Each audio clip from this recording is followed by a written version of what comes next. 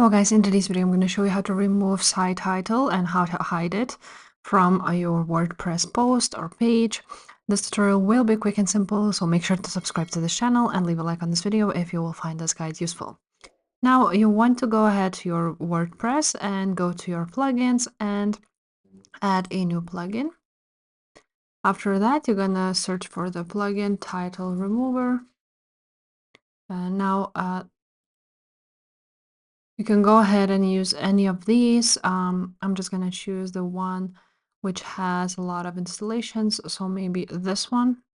Click install and also click activate. Now, in order to hide your title, you want to go ahead to your pages or posts. It's the same for both.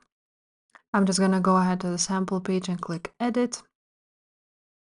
And now once we are here, you see that this is the page title.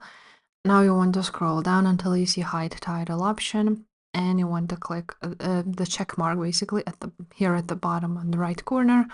And after that, you want to go ahead and save it. Now, once you will save it, now we can go ahead and view the page.